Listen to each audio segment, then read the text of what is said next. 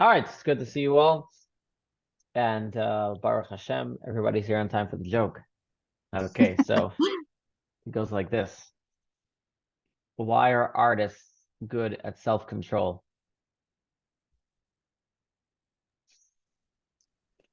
This it seems like a conflict, actually. Because they know where to draw the line. Okay, all right, okay. That's all. That's all I have for you. Sorry, there are other great jokes along the same lines. I'd save them for And Saturday. That's a huh? good one. I'd save them for Oh, Saturday. save them for Saturday. Yeah. Are you out of town this week or something? As a matter of fact, yes. Oh, wow. How did I guess? How did I guess? Okay. Well, it was a tough one. Yeah, yeah, yeah. So, all right. So self-control, that's going to be our discussion today, which kind of doesn't sound Chabad, in all our discussions of the Tanya, we've mostly discussed this idea of, working on our mind to awaken our heart to be able to affect that we should do the right thing. And Lyle, good to see you. But the problem is that we don't always have the ability to awaken our heart. We don't always have the ability to be in charge of our emotions. And so then the question becomes, all right, I understand in general the best way, as we've described throughout the Tanya, is contemplate and meditate about God. Then that will affect that you'll have emotions towards God. And then finally, you will do the correct actions. And, even if you have thoughts of sinning, you will not sin. But the question is, as I said in my subject of today, can we always have self-control? In other words, what about the times where I'm not inspired? And we've had discussions about that. There's a concept of, the moments of inspiration can help carry you throughout the day when you're not inspired. But what can I actually tell myself when I'm not inspired? And that is going to be today's discussion, is what do I do in a moment when I really want to sin? And obviously, if I really want to sin, that means I'm not in a moment of devout love for God. I'm in a moment of devout love for chocolate cake. Now, it's really worse than chocolate cake. I'm just giving you an example, right? But I'm in a moment of devout love towards something that is not good for us. And so the Rabbi, question is, huh? are you talking about overtly sinning, or are you talking about doing things that feed the animal soul as opposed to the godly soul? Good. So I'm talking about actually sinning at this point in time. Good to see you, Tzvika. Yeah. So I said chocolate cake, but I said I'm not really talking about. Well, let's say it's a non-kosher chocolate cake. Okay. I'm talking about how do you prevent yourself from. Good to see Tzvika over there. How do you prevent yourself without a Kohen? I don't know if we could, continue. How do we prevent ourselves? How do I have self-control? We all have these moments. Now, again, like I said, if you're in a moment of great inspiration, I mean, it's easy, What if I'm not inspired right now? Um, what can I do right now to have control, not to sin? So before you say, well, who said it's possible? Let's start off reading the beginning of the chapter where the Tanya is going to say it is possible. And before we get to his explanation, let's just see that he says, hey, you should know, any moment you want to control yourself, you have that ability. So let's take a Yeah. look here. Yes, Anita? I'm sorry, I didn't mean to interrupt you. I just came. I agree with that statement 100%.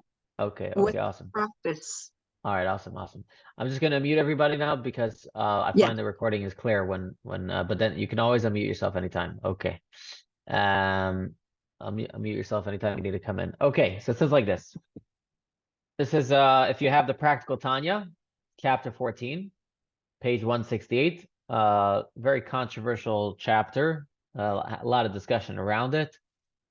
I've discussed the controversies about it previous times, so I don't know that we'll go over it. It's not that important.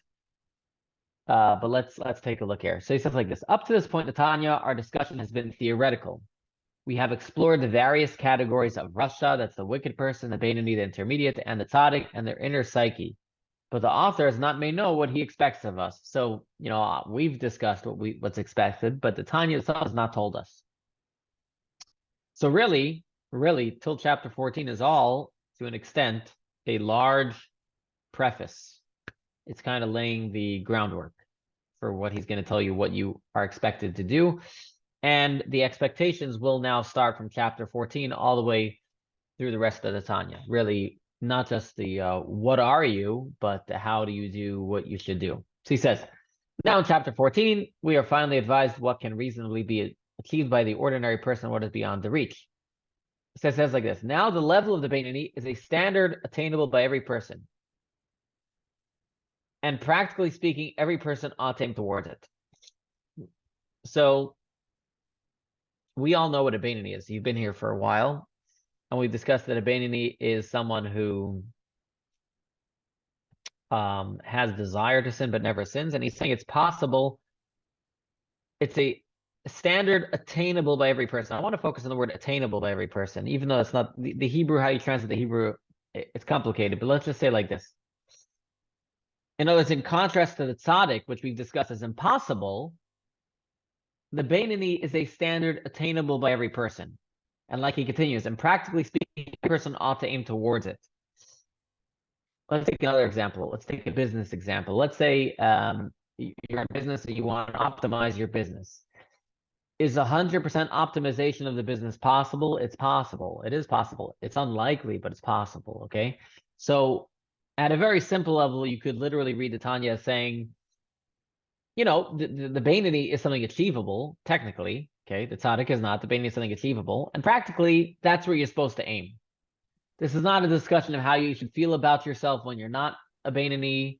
This is not a discussion of what if we do sin occasionally? How do we look at ourselves? We had those discussions 3-4 classes ago. Okay, he's just saying practically, where are you heading towards? You're heading towards being a Beinoni. Now he's just like this. While the level of a Beinoni who has Rabbi, sorry. So there's a probability greater than 0, but it's not a very high probability. Yeah, it's not a high probability, but it's a No, possibility. it's sort of like when you buy a lottery ticket. I mean, there is some probability over 0 you're going to get the main prize, but it's not a very high likelihood that it happens. Correct. I agree. However, you can't win the lottery if you don't buy a lottery ticket. And any business who doesn't strive towards that perfection level, even though most businesses know they'll never get there, but if they're striving for something attainable, then they'll always have progress. If they're striving for something unattainable, then there's no progress, right? Right. It's good to have a lofty goal. And it's not to say because there's a low likelihood that you shouldn't try to attain it. It's simply that it's not, 50% of the people who try are going to get there or something like that. Right, exactly. So there's lofty goals and then there's impossible goals. Okay, I mean, you're right. It's almost impossible, but it's not actually impossible. But at least that if it's not impossible, it means that I can never really work towards being a tzaddik because I'm never going to be a tzaddik. But I can work to become more Beinoni-like every day. Now we had discussions in previous chapters. That really you can have moments where you're like a Beinoni, or you can have parts of yourself where you're like a Beinoni. In other words, if you have self-mastery over different parts of your life, you may be a Beinoni. If you have disgust for certain sins, you may be a tzaddik in those areas. But that's really what he's describing here, though, that the ability for self-control is the aim, the arrow in which you're pointed. He says like this: why the level of Beinoni who has achieved absolute self-mastery in his action, speech, and thought might seem to be something attainable by only a small elite. The Tanya sets it as the universal standard. Not only is it theoretically attainable by us all, it is something that practically speaking, we should all be striving for. So again, this is what I was trying to point out. It's not only theoretically attainable, but practically speaking, we should all be striving towards it. In other words, since technically we can become Beinonis, that means every day I can become more like a Beinoni. Every day I can become more Beinoni-like. That's why I'm always striving to get to that Beinoni place, because technically I can get there, even if I don't never get there, right? Like the lottery. But practically I could win the lottery and I could become a Beinoni. So that means I can work towards it. I can buy the lottery ticket. Let's continue. How long does the Tanya expect this exhaustive task to take us? Might it require a lifetime of spiritual work? In other words, this is the question I asked. Do we believe that to attain self-control takes forever? He says no. In fact, any person can become a Beinoni at any moment, at any time. Not only does the Tanya deem the level of Beinoni to be attainable by everyone, it is practically possible now. As a Beinoni, you do not need to refine your inner selfish core. You merely need to behave appropriately, and every person can be in complete control of his or her behavior. And while the Tanya stated in chapter 12 that the Beinoni has never committed any transgression in his life, past sins can be instantly erased through the tshuva notes in the Beinoni, and that's something we discussed in previous classes. How the Rabbi viewed us that whenever we're doing the right thing, we can be erasing our past sins, and we are a complete Beinoni at this moment. I'm going to get into a moment all the hangups with this, but let's read a little bit further.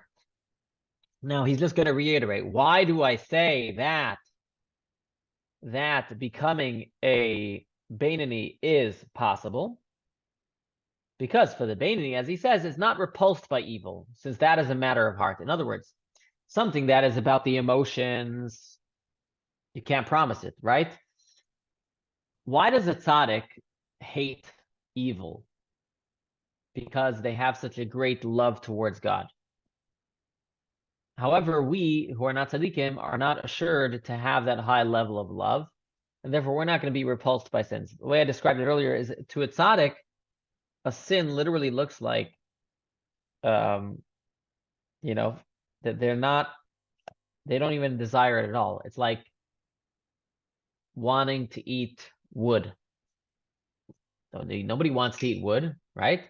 No tzaddik has any desire for anything bad. Let us continue. Let's go to the next page. And for most people, to be constantly repulsed is not possible, as their emotions are not the same all the time. Anybody here has constant emotions all the same all the time? Anybody? Anybody has equal emotions all the time? No, I don't think so, no. Anybody has emotions in general, but that's another story. Okay, that's another problem we suffer with today, but that's okay. As we have seen, the Beinoni is not in control of his deep emotional core and may be troubled by conflicting selfish emotions. Sometimes during moments of spiritual elation, he will find it easier to quash those urges, while at other times when he is feeling low, it will be more difficult. But as he continues, the Beinoni is not required to have mastery over his emotions, only to have impeccable behavior to turn away from evil and do good, practically an actual deed, thought, speech, and thought. For in these areas, every person has the freedom of will, the capacity and the autonomy to act, speak, and think contrary to his heart's desires, even to the opposite extreme. So let us summarize. He's saying that we all have the ability to be a Beinoni. Why? Because the definition of a Beinoni is someone who is not in control of their emotions, which most of us, I would say, are not, right? A Beinoni is by definition someone who controls his actions and thought and speech, and that is something that we all can control. Now, let me ask you, have you ever wanted to do something and not done it? I mean, he makes it sound like self-control is so easy. You know, I mean, well, it's not a big deal. It's not emotion, it's just self-control. And self-control, anybody can do. Anybody here ever has trouble with self-control? I'm going to assume the answer is yes. I mean, the easiest thing to go after is diet.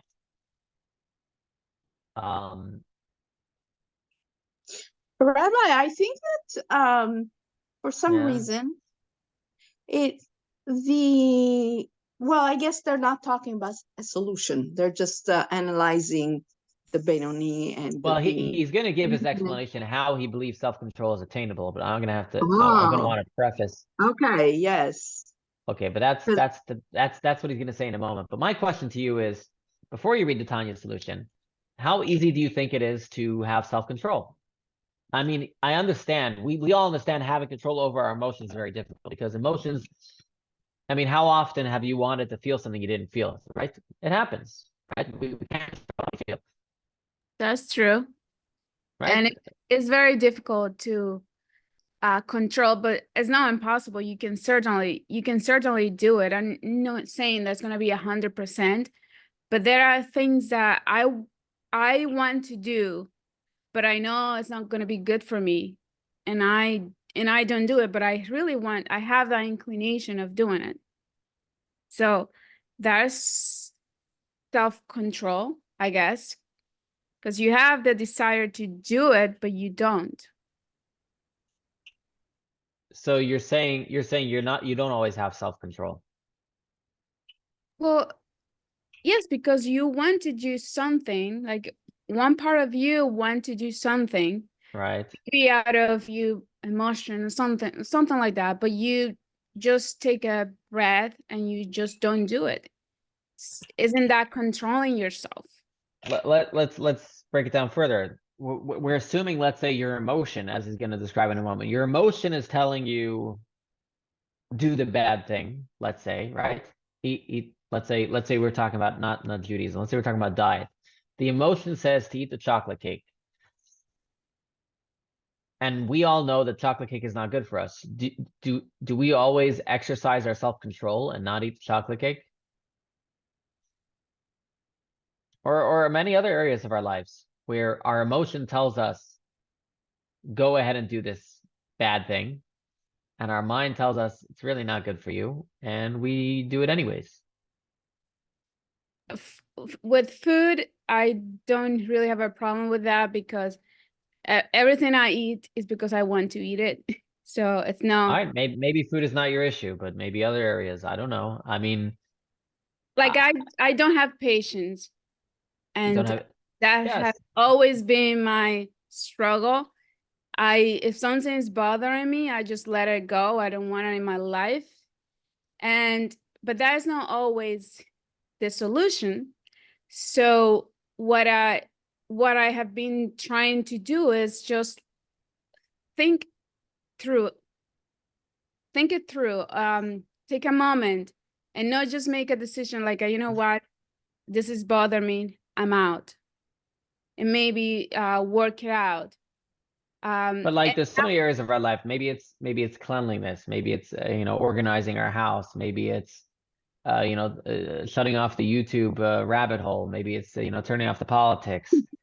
There's all different areas where we're like, I really shouldn't be. I've heard enough politics for today. Or maybe you're hearing something bad about someone else, and we know it's wrong.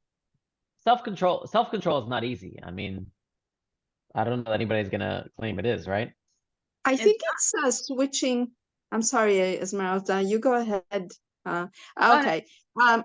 I was just saying that, and fortunately nowadays there are people who share this information where the human being is more easily directed to doing their good for themselves if they switch the benefits and the downfalls in the choices they make. So if you really decide that losing patience, for example, as Amy was saying, or chocolate cake, like that's gonna give me like pressure, like heart pressure, very whatever. Good, very good. So what you're getting to is that, have you really made up your mind? Is that correct? That but that you actually put the value, and then of course you would make up your mind, because unless you want to be dead and it's okay with you. No, right, exactly. No, you're making a correct point, and I'll explain what you're saying further with the story of the Baal Shem Tov. Okay. Which adds a layer to the self-control that Tanya is going to describe here. That Tanya's not going to just be like, just do it, right? Some people might just tell you, well, just get it done, right? Just do it, right? This is a lot of people might say, just do it, right? It's not necessarily so simple. So there's a story of the Baal Shem Tov that goes like this. One time, it was a wintry night, and the Baal Shem Tov was sitting in the study hall with his students, and suddenly, a wagon driver jumps into the study hall, and he says, my horse is stuck in the snow and I can't get him out, and can you come and help me? And they're in the middle of studying. They don't want to go into the snow. They're also not really horse people. So they say, we'd love to help, but we can't. We can't. We just can't. It's not our field. We can't. All right, so the guy comes in and the wagon driver leaves. He tries to look for other help. He comes back 10 minutes later. He asks, can you help me? The guy says, sorry, we can't. All right, he leaves, looks around, finally comes the third time. He says, come on, can you help me? And again, the students say, we can't. And the wagon driver gets angry at them. And he says, and he said it in Russian, but I'll say it in English. He says, you could, but you don't want. And the Baal Shem Tov, who was famous for taking every story and taking it as a lesson, said, this is a powerful lesson. It's not always a question of if we could or we can't. It's a question of if we want. It's a question of what do we truly want? And so this comes back to our chocolate cake. And honestly, assuming it was a non-kosher chocolate cake, is that self-control is possible. But what do we actually want? What is it that we want? And what Tanya is going to do in this moment is, instead of telling you just have self-control, right? It could just say a Beinoni is somebody who doesn't control their emotions, just controls what they do. So control what you do.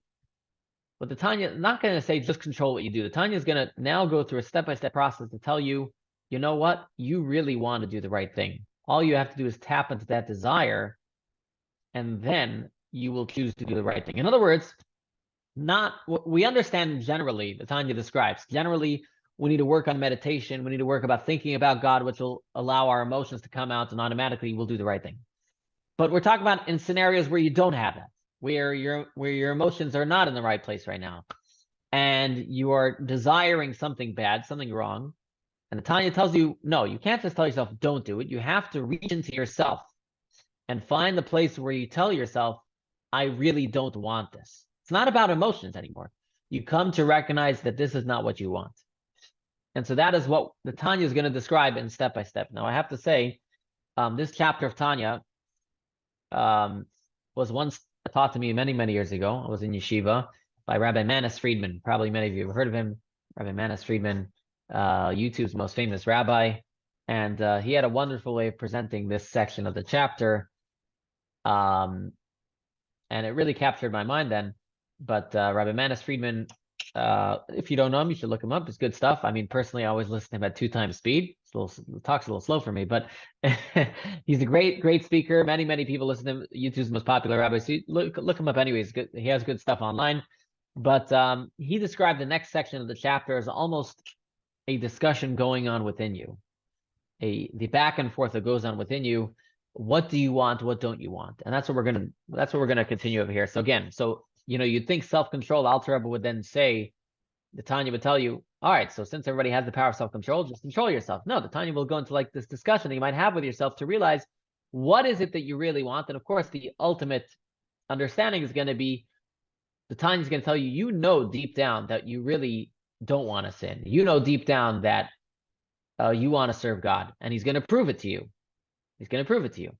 So let us take a look at this discussion that happens within us. That's the secret to self-control, and applying this to other areas of your life. Okay, maybe not Judaism per se, but in other areas of your life, very often you will find if you're having a lack of self-control, it's a lot of time boils down to desire. We often say we want an orderly house,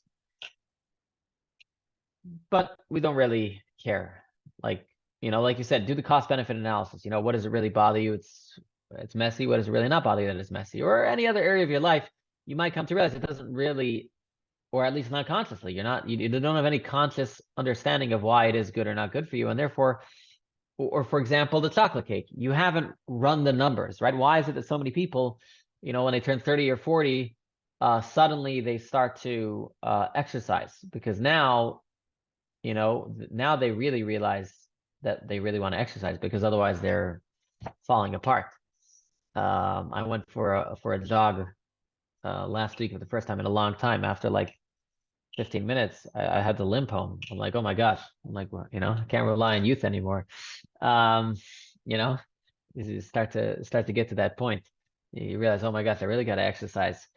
All right, someone writes here, according to this, even if you are able to control your emotions and not do something wrong, the real self-control is not even having the desire or doing it. What I was saying was, even if you are not able, well, we're never promised we can control our emotions when we're a Beinoni. What I was saying is that even in moments where you are not in control of your emotions, you can have self-control by realizing that your desire is not to do the wrong thing. So let us read the Tanya's description over here. So he says like this. And at first he's going to describe the desire. For even when your heart lusts and desires a certain physical pleasure, regardless of whether it is permitted or, God forbid, prohibited by Jewish law. Now, again, why did he say permitted? Because that goes back to Tanya's earlier discussions, that even if something is permitted, not everything that's permitted is connecting you to God. If you're just gluttonous on kosher food, that's not necessarily a connection to God. It has to serve a purpose. We discussed when good food can serve a purpose towards God, if it helps you learn better and all things like that. Now he says like this. So he's saying, even when your emotion is totally in the wrong place, it's desiring the wrong thing, you can strengthen yourself to not to succumb and completely divert your attention from it by saying, I do not want to be a Rasha even for a moment. All right, so basically you tell yourself, again, that's where I get. He says it's all about desire, okay? You tell yourself, and I'm sorry, I don't want to be wicked. Anybody here wants to be called wicked? Anybody here likes to look at themselves bad? No. So you're saying, No. I don't want to be bad, right? I think that's the key to reaching the mastery of a Beinoni is being fully present in the moment. Don't be concerned with how pious you might have been in the past or what your story tells you about how good or bad a person you are. You simply have to be in the here and now. At this moment, do you want to be with God or disconnected from him? The choice is yours. So do you want to be, do you want to be wicked or do you want to be righteous? But what's the choice? What's going to be your choice? Now, is that really true? Do we really care that much if I'm wicked for a moment? I mean, you could just tell yourself, all right, so I'll do the wrong thing now. I'll be a bad boy, right? Or a bad girl. I'll be bad right now. But generally, I'm a good person.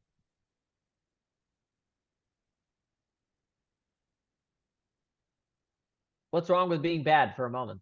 Why can't I be bad for a moment? What's so bad about being bad for a moment? It starts a whole, it's not just one moment. It's going to start a But whole you're train playing the of long things. game. But I'm saying right now, let me have that ham sandwich. Let me have that ham sandwich. Or whatever it is. Well, let me sleep in. It disconnects you. It disconnects you from Hashem at the moment. Very good. So that's the next thing he says. It's not only enough to know you don't want to be wicked. What's the problem with being a wicked? That's the next line he says. You simply say to yourself, for I do not want to be separated and disconnected in any way from the one God, God forbid. In other words, we have to realize that the momentary decision is a powerful one. It's not just a judgment, am I a good or bad person? It's like Zvika was saying, it's much more than just, am I good or bad? I am disconnecting myself from God at this moment. That's much more powerful than a judgment on yourself. It is. I mean, for right? Somebody who cares, Rabbi, though. Very good. So you're going to say for somebody who cares. So that's going to be the next step of the Tanya. How do you reach the ones who really don't care? So this is why. So this is what the Tanya is going to have to continue. All right. So what if you say, all right, I get it. So I don't care if I'm wicked, but you're telling me if I sin for a moment, I'm going to be disconnected from God. Then he continues. So now first he has to prove. Okay, before he gets to the response, well, what if I don't care if I disconnect from God? He first has to prove to you that sins disconnect you from God. So let us read the text here. Don't look upon your account of good deeds and transgressions as an overall score by which you will one day be judged, right? Because someone could say simply, okay, I live a long life. There's a story they tell Moshe was a good Jew he lived a long life. Baruch Hashem, he was a good Jew, and when he turned 90, he decided he's finally going to live up life. So Moshe, he flies to Vegas. He rents a Corvette, or I don't know, a convertible, and he's driving down the Las Vegas Strip. And as he's driving down the Vegas Strip, eating a cheeseburger, suddenly his car smashes into another car. He rolls over 5 times. And Moshe's lying on the floor all bloodied. And Moshe turns 70, says, God, please. I mean, I've been good my whole life.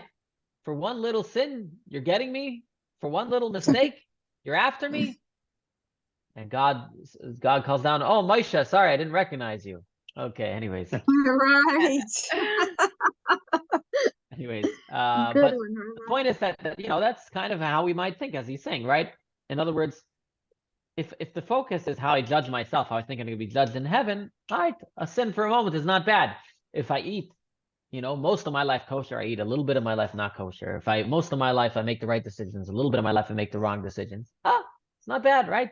If someone comes Yom Kippur and they know I made 90% good decisions, you feel pretty confident in Yom Kippur, right? You feel pretty good for yourself in Yom Kippur.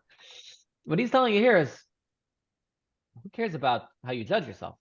As he says, focus exclusively on the present. A mitzvah or any detail of halacha is your key to being connected to God now. A sin or violation of halacha will separate you from God right now. Now, he's going to have to describe later, well, what if you don't care? But we'll get to that soon. As the verse states, your sins were a separation between you and God. People tend to calculate whether they are going to do a mitzvah or a sin based on their self-perception. If I'm a good person, I want to maintain that image of myself by continuing to act virtuously. If I see myself as a bad person or someone who has a history of sinful behavior, then another lapse might seem okay. That's, by the way, in a lot of areas, even if you're not generally a sinful person in a certain area, right? People, right? Somebody says, I ask someone, you want to put on tefillin. If they view themselves as someone who doesn't put on tefillin, they'll say, Rabbi, I'm a bad Jew or whatever. Even though they're not bad, they give charity, they pray every day, they do a whole bunch of other things, but they've decided this is something they don't do. The paradigm of the Bene teaches us that all this doesn't really matter. Deep down, you really are a selfish person. The deep core of your emotion seeks gratification. You're not going to change it very easily. But that's not so important because you don't, in other words, really deep down, we're all bad. Who cares? Who cares? It's not so important because you don't reside in that deep core. You inhabit your conscious, your thought, speech, and action. And the Torah is your tool to connect every conscious experience with God. In other words, this whole concept of saying I'm bad, I'm good is not true. It's completely not true. Mm-hmm.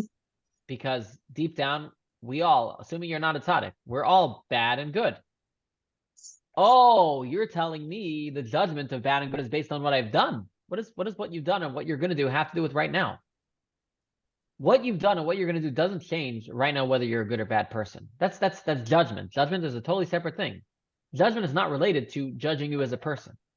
And you as a person right now, whether you've done thousands of good deeds, in other words, whether you are 100% Beinoni, whether you've been 100% doing bad deeds, right now, you're pretty much both the same. One of you both have a bad core and you both have a good core.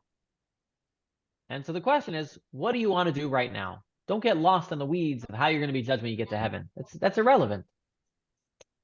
As he says, that's not so important because you don't reside in that deep core. You inhabit your conscious thought, speech, and act. The Torah is your tool to connect every conscious experience with God. God doesn't really, just one second. God doesn't really care that much what's happening in your deep core. If he did, he would have given you the power to change it, but he didn't. What he did do is give you the power over your conscious behavior through which you can choose to connect with him at every moment. Let's give an example. Let's say you have a family divorce. Family is going through divorce, terrible story. And, one parent gets more custody than the other, and the other parent is very upset. So this upset parent, at the moment they're with their children, I'm assuming is going to spend those moments to enjoy their children, even though overall it's not fair and they don't generally have their children. But at this moment, they're going to choose to connect with their children, even if they have not had the opportunity in the past, and they're not going to have so much opportunity in the future. When you have the moment to connect with your children, that parent will do it, right?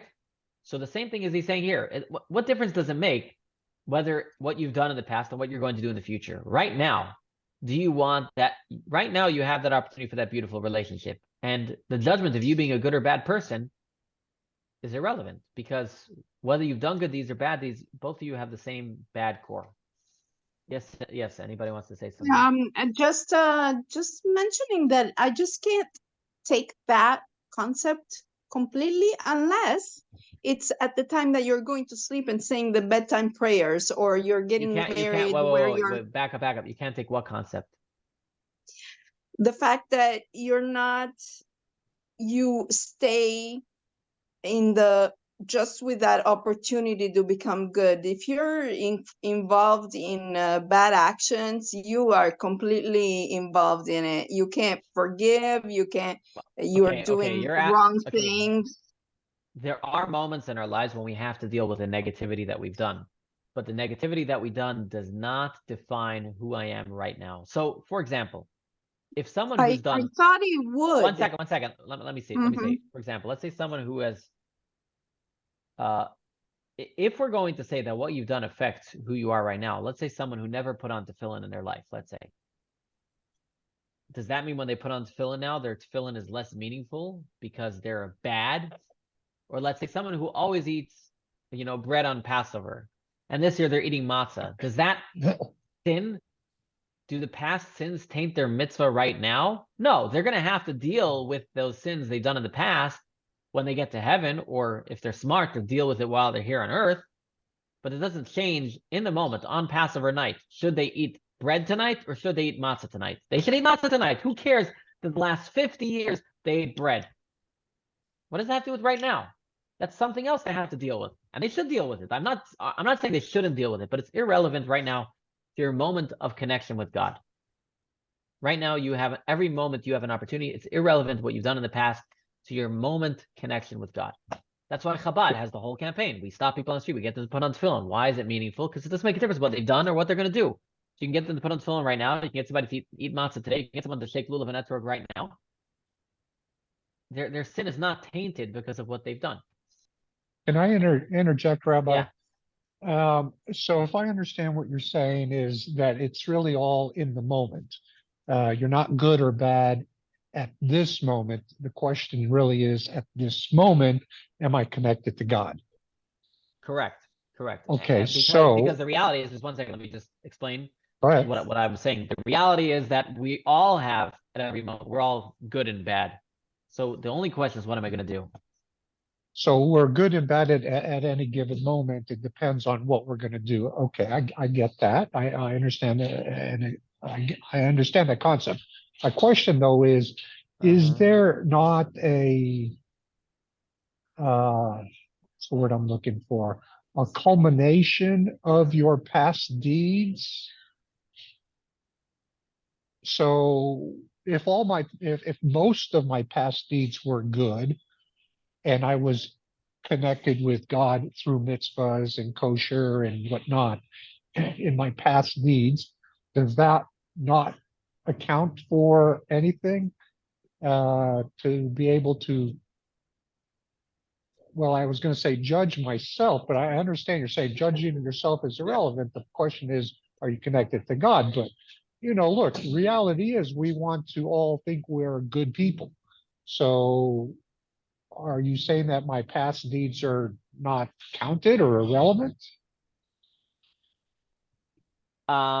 Right now it's irrelevant, because I'll tell you, there's a danger in judging yourself as a good person, because that might actually lead you to sin right now. If you come to deem yourself, hey, I'm a good person, I can afford an extra sin, right? It's irrelevant in momentary decisions. We do have to take stock of our lives at different moments. Every night, maybe when we pray, there are times when we have to take stock where we're heading in life, and we should ask God forgiveness for our sins. But right now, I should not base my decisions on a judgment of myself, because that's very dangerous in both ways. If I judge myself as a good person, I may say, well, I can afford a sin. And if I judge myself as a bad person, I'll say, well, I also, I'm already a sinner, so what does it matter? Yeah, exactly. On top of that, Adler was saying the truth is that inherently the sinner and the non-sinner are kind of the same. They both have a good inclination and evil inclination. The only difference is one guy has chosen to listen to his good inclination more often. And even then, who am I to know what type of, difficulties that person has gone through? Who am I to say I'm really better? Just because I've made more, better decisions over the long term more often, maybe he's made the best decisions when it counts, right? Quantity over quality. So I don't know. What I will say though, what I do want to say is I don't want to totally discount good deeds. There is definitely, the more good deeds you do, the more spiritually connected you are, and the easier it's going to be to do good deeds in the future. The more sins you do, the harder it's going to be to do good deeds in the future. So you're definitely setting yourself up for success by doing good deeds. However, Mhm. judging your decision right now by a judgment of what type of person you are is dangerous. That's kind of what the Tanya is saying. Okay. That's the I question. appreciate Yeah. that. Yeah. Obviously, I don't think, we don't want to go through life looking at ourselves as bad people. I don't think the Tanya itself says we shouldn't do that. And we had a discussion 2 and 3 weeks ago, how do we kind of, match the Tanya calling us all wicked with, not being depressed. And really the answer is that the answer really is when I make a good decision, I'm good. Doesn't make a difference to pass. Yes. No, I understand now that you explained it, Rabbi. I understand what you mean. Okay, good. So that's why it's an open discussion, so that we get clarity. That's Okay. right. All right, so let's continue here. We got another about 15 minutes. Okay. It says like this. Don't worry about the question, am I a good or bad person? Because the answer to that is very simple. Much of your deep core is bad. At that level, you are simply in it for yourself. That's not going to change. Ask yourself another question. Despite the fact that deep down I'm bad, I want my conscious self to be one with God right now. All right. But now he's going to back up. So again, we started off the discussion just to back up. So what did we say? We said when you're offered an opportunity to sin, we said, you tell yourself, I don't want to be wicked. But what if you tell yourself, I don't care about being wicked? It's not so important about being wicked. The real problem is when you sin, you disconnect yourself from God. And now he's going to tell you the flip side, right? So instead of being disconnected from God, you can choose to connect to God. So let's continue. Rather, I want to connect my entire consciousness, my nefesh, ruach, and neshama with him, meaning my soul. And this is done practically by dressing them in his blessed garments, which are action, speech, and thought of God, his Torah, and commandments. In other words, the flip side. In other words, when you sin, you disconnect yourself from God. And when you do a mitzvah, you connect yourself with God. What could be more beautiful than that? Right now, you have the opportunity to connect yourself with God. Why would you choose the cheeseburger? Choose the matzah. All right? And he says, I can choose to connect to God at any time by virtue of the love of God that is always dormant in my heart, as it is the heart of all of Israel who are called lovers of your name. So here what he's saying is, here what the Tanya is saying is that even if you don't think that you want to connect with God, right? Okay, so again, we started off saying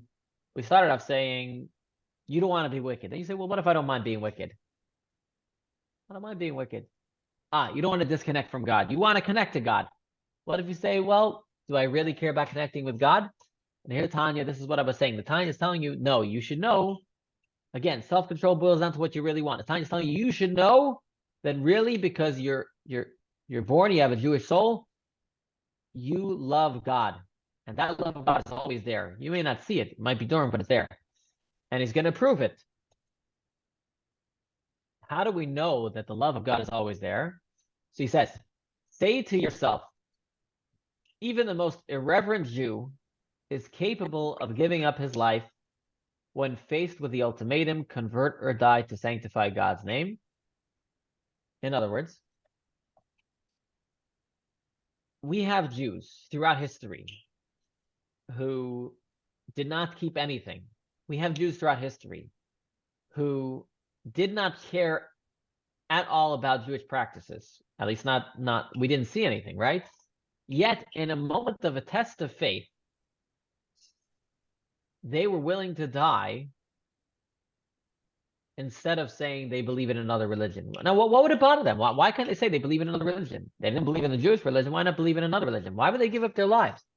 The answer is obviously because we see that even the most irreverent Jew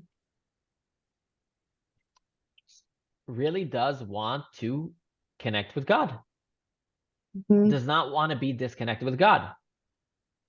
And you say, and surely I am not worse than him, right? In other words, if even the the greatest sinner has given up their life for God, which means deep down they really want to, they don't want to be disconnected from God, right? In other words, these people were given an option, right?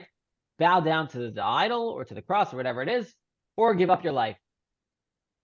They chose to die. Why couldn't they just say for 5 minutes, I believe in the cross, I believe in the idol? Why would they choose to give up their lives? This goes back to what we were saying earlier. You know, it's just for 5 minutes. Just say for 5 minutes, say something that you don't believe in. But no, we see from here that even the most irreverent Jew, meaning a Jew who doesn't keep anything, doesn't want to feel disconnected from God even for a moment. And if that's true about the most irreverent Jew, how much more so it applies to you? Now, you might tell me, Rabbi, but this is not making any sense. This doesn't make any sense. If you're telling me that the most irreverent Jew doesn't want to be disconnected from God even for a moment, so why did they ever sin? Right?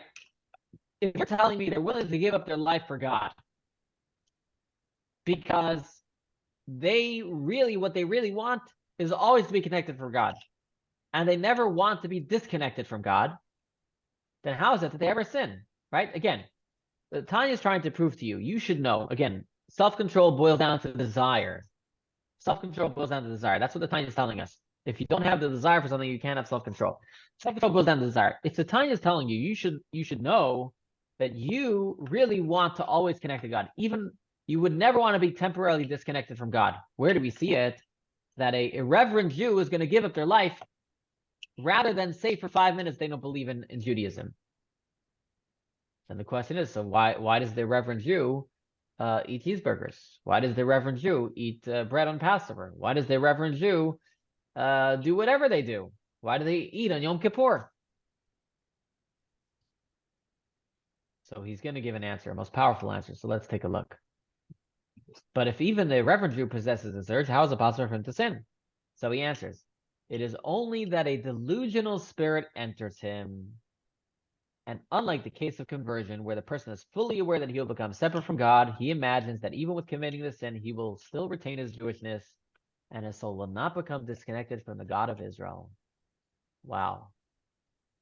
We don't realize what sins are doing to us is what his answer is.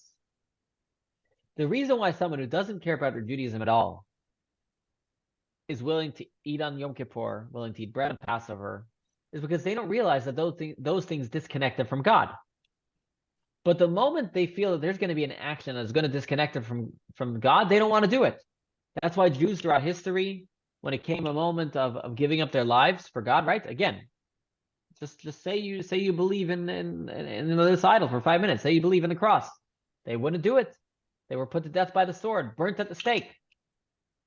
Jews who were not religious by any stretch of the imagination. So where does this delusion come from? Right? I mean, many of you, by the way, may know this as well. I've heard, I know Tzvik has told me stories of some of his friends, but many of you told me the stories, right? Jews who, deny God, say they're atheists, but the moment you tell them they're not Jewish, right? They get all upset at you. It's like what? It's like, well, you don't care about this. Why does it bother you? Right. Right? Why does it bother them? And this is what the Tanya's answer is. It's because when it comes to something extreme, suddenly they realize that they're going to be disconnected. And then there's no delusion. You can only delude yourself when it's not clear. But when it's clear, then the Pintala Yid, the inner Jew, comes out and says, no, I don't want to be disconnected from God. And so this is what the Tanya is telling us. Deep down, every Jew, even the Reverend Jew and even ourselves, we don't want to be disconnected from God even for a minute. That's why if we were offered today, right, if someone came to you and says, bow down to this idol just for 5 minutes, we would give up our lives. Why would we give up our lives? Just 5 minutes. Because we don't want to be disconnected from God even for 5 minutes. We have to understand and know, this is what the Tanya is telling us, that this is bowing down to the idol for 5 minutes is disconnecting you from God. You should know every sin disconnects you from God. It's not just bowing down to idols. We only recognize it in the extremes. Therefore, we'll never do those extreme things. But if we were to realize that every sin disconnects us from God, then we would never do it. And that's why it says, that's why the Talmud says, a person only sins if a delusional spirit enters them. You have to be delusional. It's self-contradictory, right? That's what the Tanya was saying. Why is it that this person who eats on Yom Kippur gives up their life? You must say there's something delusional. What's the delusion? Is that we think when we sin a regular sin, we're not disconnecting from God. And when we sin idolatry, we are disconnecting from God. You have to know that every sin disconnects you from God. I told you about the Manis and how he described this chapter. he said it's kind of like, some people are delusional about, we were talking about relationships last week. Some people are delusional about, marriage. They're like, well, as long as I don't give my wife a divorce, we're connected, right? I can cheat on her and love other people and not send her flowers and not worry about her birth. But I didn't divorce her, so we're very much connected. I didn't divorce her. He says that's the same thing here, right? As long as I'm not serving idolatry, I'm connected to God. That's like saying you're connected to your wife as long as you don't divorce her. You're not really connected. There's a technicality to the bill of divorce, but you're not really connected if you're acting like that. If you're acting in such ways. So similarly, you might say, idolatry looks like the bill of divorce, but really anything else, we're disconnecting from God, and we can disconnect from God in other ways too. We just don't realize it. And as he adds here, in addition to making a person lose touch with his reverence of God, the delusional spirit also makes him unconscious of his dormant love of God. Okay. So what the Tanya is summing up here, to sum up what the Tanya is saying, is that if we want to get in touch with our if we want to be able to have self-control, right? The Tanya says self-control is within our power. Now we ask the question, do we really have self-control? There's many years in my life I don't have self-control. And our answer was that a lot of times we don't have self-control because we don't really want what we say we want. We say we don't want to eat the chocolate cake, but we really do want to eat the chocolate cake. We say we want to exercise, we don't really want to exercise. We want to exercise, but we also want to lay on the couch, okay? So the Tanya recognized that very well. So the Tanya has this whole back and forth discussion. First tells you don't want to be wicked. You say, well, what if I don't mind being wicked? Okay. You don't want to be disconnected from God. Well, what if I don't mind being disconnected from God? So the Tanya tells you, well, you should know, really, you don't want to be disconnected from God. You just have to recognize it. And so that is going to be a lot of what the Tanya talks about in future chapters, is coming to the recognition of what we really, really want. So we all know, everybody here knows in this class, I believe, they have a Pinchas, that little inner Jew inside of them that never wants to be disconnected from God. And the goal of Tanya is to help us realize that Pinchas, and if we can always be conscious of our Pinchas, our inner Jew, who always wants to be connected to God. If we can connect with that part of ourselves, we would always have self-control. Now, that alone takes work, and that's why many of us will not be a Beinoni in our lifetime, because we won't always do the work that's required of that. But ultimately, Tanya says there is a path. And as we're going to get later in the chapters, and Tanya's going to say there's pretty much, again, two paths to really have success in your service of God, to always do the right thing. Either through meditation and conscious connection with God that will awaken your emotions. That's one way. Or becoming aware of your latent desire to connect to God, of your Pinchas, of your neshama. Either way will work. Becoming aware of your latent desire is foolproof, but it still requires work. And that is why many of us will still nevertheless not be a Beinoni in our every single day. Just want to end the last line. The last line of the Tanya is just such a powerful line because I want to say it. Nobody wants to be a fool. So what the Tanya tells you is, you look at the Jew, right, who eats on Yom Kippur and eats bread on Passover, and yet gave up their life when they were offered to bow down to an idol, and you say, well, they're a fool, right? Why? Why are they a fool? They didn't realize they're contradicting themselves. So you want to tell yourself, I don't want to be a fool. I don't want to be a fool. Who wants to be a fool? We all know we would give up our lives for God. So that's our real self. That's what we really want. So don't be a fool. Don't fool yourself. Recognize the truth that deep down what you really want. And when you can connect deep down to what you really want, that's going to be the ultimate guide to being able to master self-control. So what's the long-term goal over here? If you want to master self-control, you need to master what you really want. And that's what I'm going to leave you with today. Got to master what you really want. And a lot of times, as the Baal Shem Tov said, and as I'll quote the story, I'll tell in Yiddish, I should actually send out the video. It's a great video. The Rabbi tells the story over. You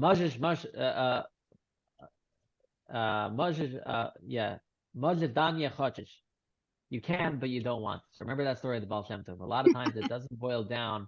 A lot of times people tell me, Rabbi, I can't. Oh, okay. You can't. I know what it means. Don't want to. Can't. Don't want.